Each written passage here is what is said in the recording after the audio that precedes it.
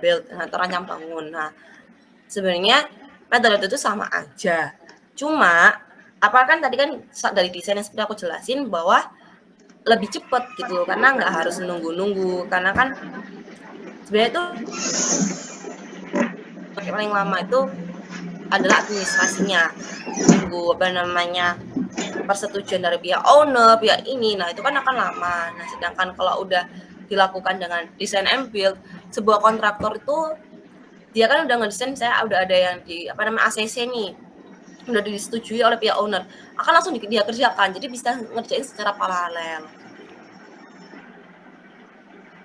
Nah kalau metode dengan manajemen konstruksi yang profesional, itu metode ini digunakan pada proyek-proyek yang punya tingkat kompleksitasnya itu yang tinggi atau proyek yang secara skalanya itu secara besar. Nah, ini untuk yang menurut lingkup pekerjaan kontraknya. Tadi kan sempat aku singgung nih. Ada 3 nih yang buat kontrak, design and build, terus desain atau manajemen kontrak. Ada satu lagi concession, tapi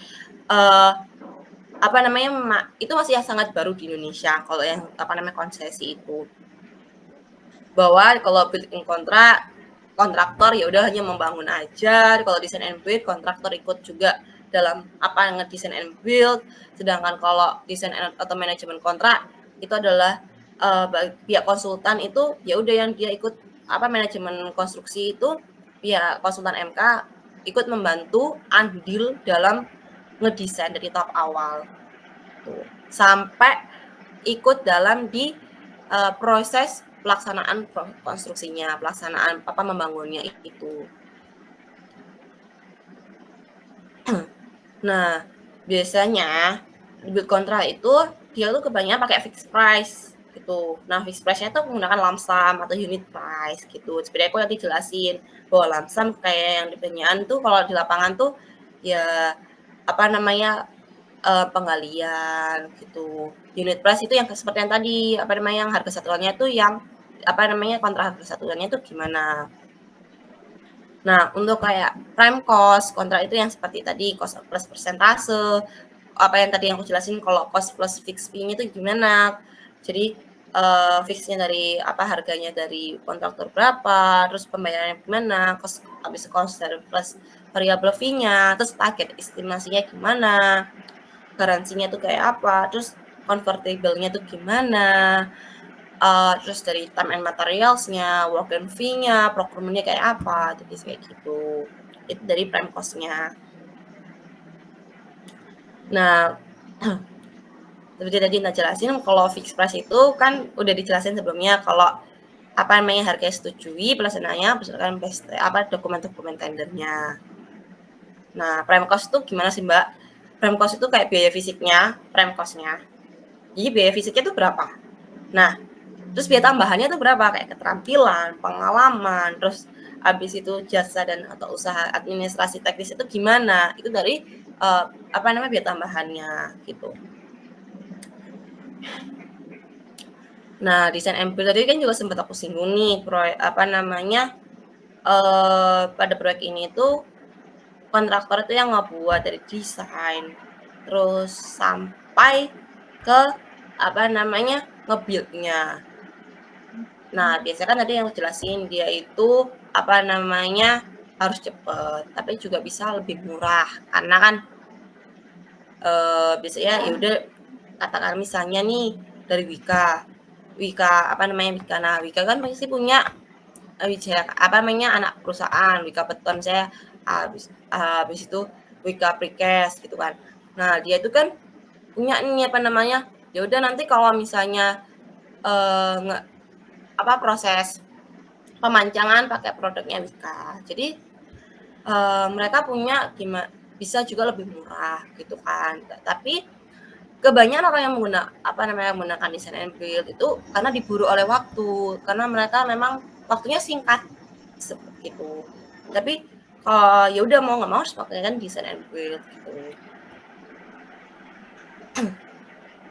Nah, tadi kan aku menjelasin desain and build itu termasuk turnkey, terus ada negosiasi kontrak. Negosiasi kontrak itu gimana sih Mbak? Negosiasi kontrak itu kayak saling menegosiasikan kontraknya. Ini enaknya gimana Pak? Ini gimana?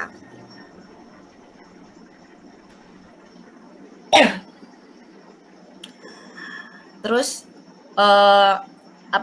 desain atau manajemen kontrak. Nah, dari itu mulai dari ide, definisi proyek, konsep-konsep proyeknya, studi kelayakan, semacam kita pelajari, terus prarencana sampai ke monitoring, pengawasan. Itu tuh diserahkan pada konsultan.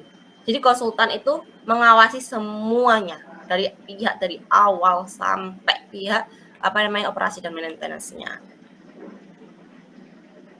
Terus ini build, operate, and transfer of contract. Nah, ini tuh yang tadi sempat aku jelasin bahwa ada proyek konsesi. Biasanya itu ada proyek ini BOT. Nah, di mana pemilik ini sebagai promotor lalu dilakukan juga dibantu dengan kontraktor.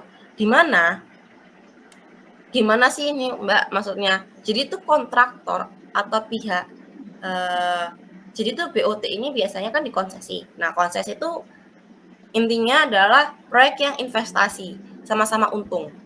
Jadi yang menyediakan uang, biasanya kan kalau konvensional, yang menyediakan uang, yang mendanai, itu adalah pihak owner aja. Yang dimana nanti kalau mendapatkan hasil, yang sempat kita pelajari dalam studi kelayakan, ada revenue, atau waktu hasil yang berjangka itu, nah nanti kan akan kembali ke owner. Biasanya kalau kita yang konvensional kan seperti itu. Nah, kalau konsesi itu dibagi secara rata, si pihak kontraktor atau pihak yang punya jasa yang lainnya itu dia juga investor. Jadi dia jadi investor juga, dia mendanai juga. Nah, nanti hasilnya juga akan mereka dapatkan gitu. Tapi biasanya kan pihak konsesi itu mempunyai ciri khas masa pemeliharaan atau masa operasional sangat lama dibandingkan dengan proyek konvensional. Nah, dalam proses yang paling lama, misalnya lama 25 tahun atau 20 tahun, itu biasanya untung akan untungnya akan diambil oleh pihak investornya. Misalnya dari pihak investornya ada kontraktor nih, pihak kontraktor A, dia ikut membantu nih, saya akan membantu dana ini. Nah, itu nanti proyek-proyek itu akan mendapatkan hasil lagi nih. Kayak misalnya biasanya proyek-proyek gede, pemerintah gede misalnya yang ada pengembalian investasi seperti misalnya rumah susun, tapi rumah susunnya biasanya dikit kan, kembalian itunya. Jadi di tol, jalan tol. Nah, jalan tol itu kan ada nih kayak pembayaran tiket ataupun apa. Nah, itu kan akan mengembalikan investasi kan. Nah, mengembalikan investasi itu akan dimiliki oleh bisa investor dulu dalam jangka waktu tersebut misalnya 20 tahun. Ya udah itu. Nah, setelah 20 tahun selesai akan dikembalikan lagi ke pihak owner. Nanti owner yang akan megang seluruhnya gitu. Nah, waktu selama 20 tahun itu siapa yang bertanggung jawab? Nah, waktu selama 20 tahun itu pihak kontraktornya itu dia yang ngurusin proses. Kalau misalnya ada kerusakan, ya udah itu bagian urusannya kontraktor itu. Karena apa? Dia udah menekankan kontrak secara konsesi gitu. Nah, terus Mbak, bagaimana konsesi, ada proyek apa lagi kalau misalnya dikonsesi? Ada juga dia misalnya hanya melakukan secara maintenance aja. Misalnya itu konsesinya secara maintenance aja kontraktornya. Berarti dia nggak ikut nge-build, tapi dia udah hanya maintenance-nya aja. Tapi dengan masa konsesi yang lama gitu.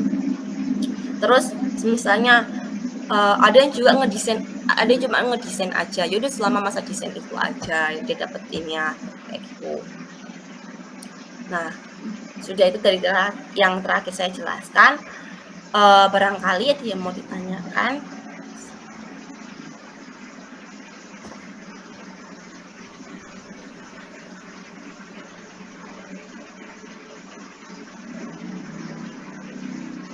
Oh, halo.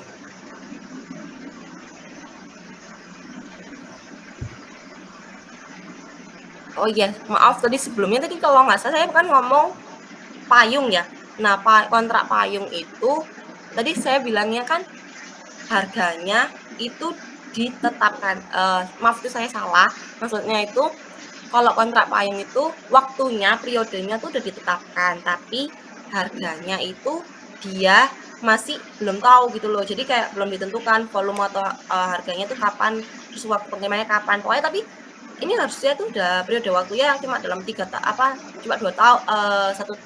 nggak sampai tahun biasanya, cuma beberapa bulan gitu, itu ada kontrak payung. Nah itu tuh jarang banget untuk ada di Indonesia. Biasanya itu untuk yang proyek-proyek kecil gitu, biasanya kalau kontrak payung gitu.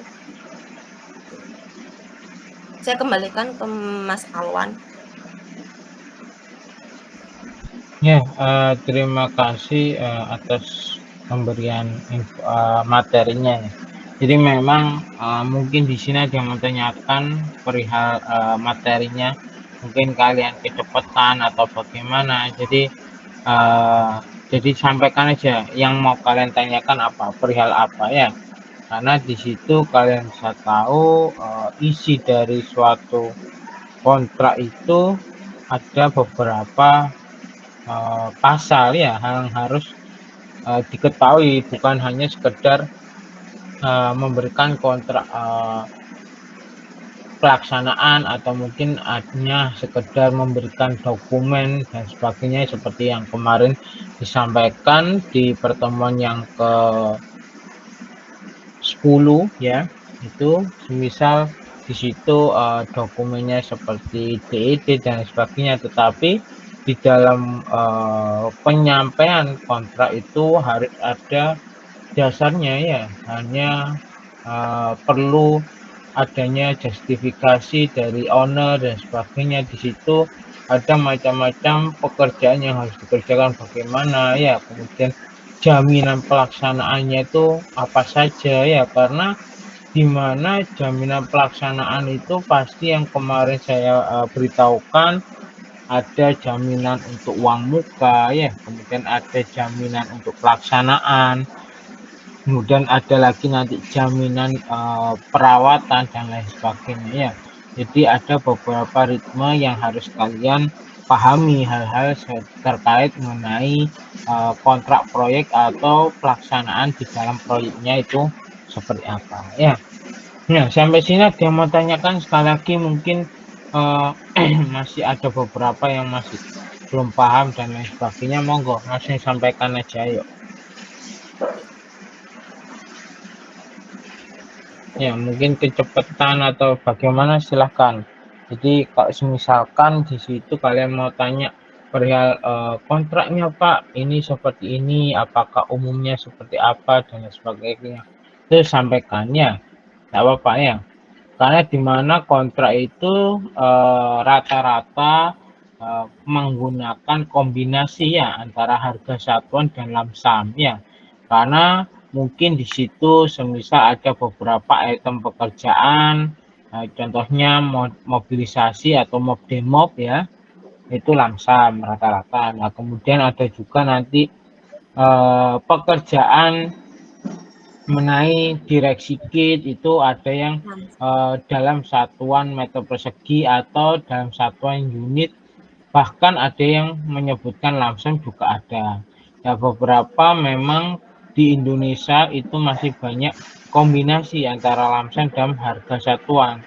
Nah, seperti itu ya. Tapi untuk pekerjaan hanya kontrak lamsam itu rata-rata misalkan ini pekerjaan pengadaan barang, bukan jasa ya, tapi pengadaan barang. Jadi di mana di situ ada pengadaan, misalkan contohnya untuk pengadaan AC, kemudian lampu dan lain sebagainya, itu dalam bentuk lamsam itu lebih efektif ya, karena takutnya barang-barang elektronik itu ketika di dalam perencanaan ada terjadinya kenaikan harga dan lain sebagainya seperti itu ya. Jadi untuk memperkuat atau membatasi dengan adanya penambahan biaya dan sebagainya ya. Ya, sampai sini ada yang mau tanyakan teman-teman sekalian? Ayo. Mungkin ya, silahkan Mbak Salsa. Baik Pak, terima kasih atas kesempatannya.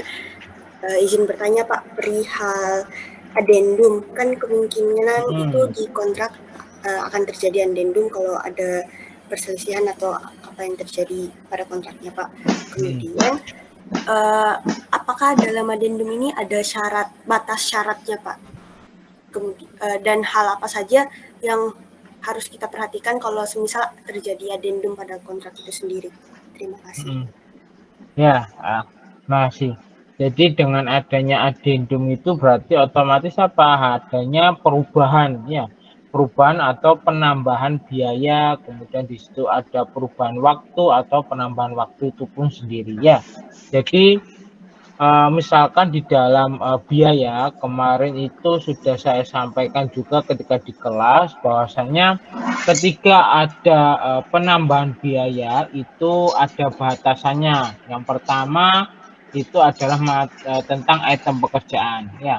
Item pekerjaan itu kan pasti ada muncul item baru, ya, item yang tidak sesuai, misalkan di gambar tidak ada tetapi di lapangan ada, atau item baru itu mengikuti dari permintaan owner dan lain sebagainya. Nah, item-item baru itu harus memiliki justifikasi teknis, harus memiliki persetujuan persyaratan tentang pengadaannya atau pelaksanaannya dengan disetujui oleh owner maupun konsultan perencana, ya, atau MK lah, ya, konsultan manajemen konstruksi di situ. Karena takutnya pelaksana atau penyedia jasa itu melakukan penambahan item itu semena-mena. Ya sudah, ini masukkan, tambahkan dan sebagainya. Padahal ternyata di lapangan itu tidak dalam artian tidak berfungsi secara optimal, hanya sekedar tambahan saja sebagai pelengkap, kata seperti itu. Yaitu juga harus diperhatikan dengan persyaratan tersebut.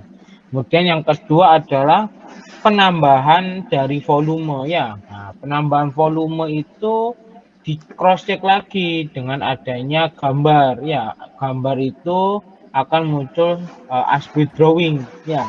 Gambar di mana sesuai dengan di lapangan di cross check oleh manajemen konstruksi atau nanti di konsultan pengawas, di cross check apakah benar volume itu dilakukan atau mungkin hanya sekedar tambahan yang lain kemudian diinput untuk menutupi pekerjaan lain. Jadi misalkan ada plesteran sama namanya sujutan, ya, atau benangan. Nah, seharusnya benangan sama plesteran atau ajian itu bisa semua. Berbeda antara benangan sendiri, plesteran sendiri, ajian sendiri. Kadang kalau penyedia jasa tidak ingin rugi, biasanya volume dari benangan itu dimasukkan ke dalam volume ajian. Nah, itu kadang harus kita benar-benar awasi hal tersebut, sehingga dari penambahan volume itu harus didasari oleh adanya as-built drawing, ya. Kemudian di cross check oleh konsultan pengawas atau MK apakah benar dengan adanya volume itu bertambah atau berkurang dan sebagainya, ya. Kemudian yang keempat ada biaya. Nah, biaya ini dengan adanya item pekerjaan itu harus ada dasarnya, karena kan timbul item baru, ya. Jadi otomatis apa? Biaya yang diajukan itu kan tidak ada di kontrak sebelumnya, ya. Kalau misalkan Pak ini mau tambah item pekerjaan AC, ya. AC ini dengan PK tersendiri, PK setengah watt dan sebagainya, atau 3600 PK dan sebagainya. Berarti otomatis kan sebelumnya tidak ada dengan spesifikasi tersebut, sehingga dia memiliki item baru dengan harga baru. Nah, harga baru itu harus didasari oleh 3 supplier atau 3 harga pembanding. Nah, itu harus didasari. Tetapi sebelum itu kan sudah ada justifikasi, ya, item barunya. Oke, saya sudah setujui oleh owner karena itu permintaannya, kemudian dikonsultasikan dengan MK, oke. Nah, tinggal harganya. Harganya itu harus didasari oleh 3 supplier atau 3 pembanding untuk di lapangannya. Jadi 3 harga itu dicari harga yang reasonable di tengah-tengahnya, tidak murah, tidak mahal juga, diambil yang ke tengah gitu. Nah, kemudian di situ harga itu akan dijadikan sebagai patokan harga analisa harga satuan ya. Kalau kalian pelajari DEBK, ya estimasi biaya konstruksi kan ada harga satuan, harga survei. Ya, harga survei itu yang harus didasari oleh 3 supplier tadi. Ya, jadi setelah itu dari keempat itu hasilnya adalah membentuk tabel dari perubahan tadi, adendum. Nah, adendum itu juga harus ada dasarnya. Ketika orang penyedia jasa itu melakukan penawaran, pasti di bawah HPS ya. Nah, ketika HPS-nya anggap saja itu 100% HPS-nya, kemudian dia menawar jatuh ke turun sebesar 85%, otomatis kan ada penurunan ya, ada sisa uang. Sisa uang itu akan menjadi batasan dari adendum itu harganya. Kalau semisal dia lebih dari 80%. Ya, lebih besar dari 80%. Misalkan dia nurun melakukan penawaran di 85. Nah, maksimalnya berapa? Maksimalnya adalah total itu adalah 99%, sudah termasuk PPN. Nah, PPN-nya kan 11% ya. Berarti otomatis nanti dikalkulasi itu kenaikannya hanya sekitar 5% saja. Nah, itu. Jadi otomatis di mana ketika ada kenaikan item baru, adanya item baru, peningkatan volume, kemudian timbul adendum biaya, maka disitulah batasannya. Misalkan dia menawar itu turun di bawah 80% atau sekitar 75% atau 77%, itu batas kenaikannya itu bukan ke total 99, tapi melainkan kenaikannya maksimal adalah 10%. Jadi ketika kalian menawar penurunannya 75, maka maksimalnya totalnya itu sekitar berapa? Berarti 85%, maksimal adalah 10% kenaikannya. Itu. Jadi beberapa hal tentang adendum biaya. Nah, kemudian masalah adendum waktu. Nah, adendum waktu itu ada persyaratannya. Yang pertama yaitu tentang kondisi. Kondisi dengan di lapangan itu kenapa penyebabnya? Apakah penyebabnya itu atas keteledoran dari penyedianya sendiri atau atas permintaan dari owner? Kalau kesalahan dari penyedia jasa sendiri, otomatis ada denda ya perharinya sesuai dengan surat perjanjian kerja ya. Kemarin kan di kalian pernah, kelompok kalian sudah pernah ada yang menjelaskan di SPMK itu surat perjanjian mulai kerja, di situ ada denda perharinya berapa, 1.000 per mil atau 1.000 per harinya itu nanti dikalikan HPS atau bagaimana ya, tergantung dari perjanjian. Jadi itu apakah item itu atau penambahan biaya itu penambahan waktu itu akibat dari owner atau pelaksana itu pun sendiri. Tapi kalau dengan pelaksana pasti ada pertimbangannya. Mungkin kondisi cuaca, oke, boleh, tetapi harus ada denda itu. Kecuali kalau owner yang meminta, kemudian timbullah item-item baru, sehingga di situ harus ada namanya pre-order, PO-nya. Nah, berarti otomatis apa? Ketika ada PO wajib ada surat pembuktian pemesanannya, baru boleh menambahkan biaya karena atas dasar itu. Tetapi item yang lain di luar dari yang di PO itu wajib selesai dulu. Jadi ibarat kata ada 10 item yang harus dikerjakan, tetapi satu item ini dia harus menunggu karena memang pre-ordernya dari misalkan pompa itu harus, atau genset itu harus pre-order selama 2 bulan dan sebagainya. Oke, boleh ditambahkan asalkan 9 item yang lainnya itu harus selesai di waktu yang tepat di waktu yang sesuai di kontrak. Tapi kalau belum ada dari 9 itu yang selesai, berarti otomatis kan penambahan waktunya itu akibat keterlambatan, bukan akibat dari PO. Nah, itu nanti akan denda lagi. Nah, Pak, kalau misalkan dari 9 item itu sebenarnya cuma 3 hari tambahannya atau 5 hari, ya boleh, silahkan. Nanti siapa itu yang didenda. Untuk sisanya boleh tanpa denda, asalkan tadi permintaan dari memang permintaan dari owner dari awal, kemudian di situ timbul masalah PO yang wajib 2 bulan, otomatis apa perlu penambahan khusus untuk pendatangan dari PO itu sendiri, atau hanya pelaksanaan satu item itu yang kurang. Nah, itu masih bisa dimungkiri untuk tanpa denda. Itu ya.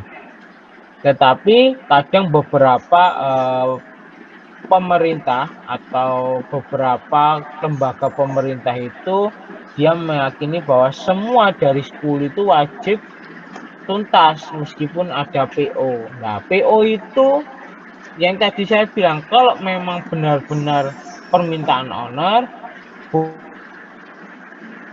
boleh tanpa denda. Tapi kalau sudah di dalam kontrak ternyata dia PO-nya lebih, ya berarti otomatis biasa. Kenapa dia menyanggupi melakukan kontrak itu?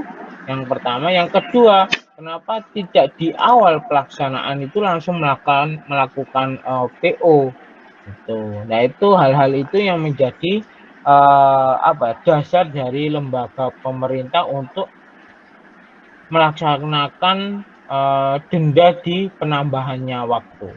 Karena memang ibarat kata, kenapa kalian sudah tahu itemnya di dalam pekerjaan itu sudah ada PO yang nantinya kalian laksanakan. Nah, kemudian ternyata di cross check PO-nya lebih dari masa pelaksanaan karena stoknya habis dan sebagainya, otomatis apa? Ya, itu adalah tanggungan dari kontraktor, wajib membayar denda per harinya untuk pelaksanaan penambahan waktu, seperti itu. Nah, kemudian dengan adanya penambahan waktu itu juga ada batasannya, maksimal di dalam peraturan PUPR atau di dalam peraturan pengadaan barang itu di situ maksimal penambahan waktunya adalah 90 hari.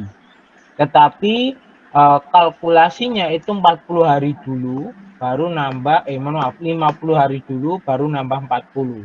Tidak bisa langsung utuh di 90 hari. Dan itu pun harus sesuai dengan persetujuan yang tadi saya bilang. Persetujuan dari owner atau pemilik perusahaan, pemilik dari pembangunan itu. Nah, kemudian di situ nanti akan ada keputusan apakah layak diberi waktu sekian atas dasar item dan lain sebagainya. Seperti itu. Ya, bagaimana Mbak Sasha? Saya dipahami? Iya Bapak, terima kasih. Ya, jadi hal-hal itu juga harus dipahami karena memang adendum itu banyak penyebabnya. Baik itu item yang baru tadi, kemungkinan harga yang nanti itu, misalkan Pak harga pokoknya itu ternyata naik, ya berarti itu tanggungannya siapa? Tanggungannya penyedia jasa, karena di kontrak pun dia menyebut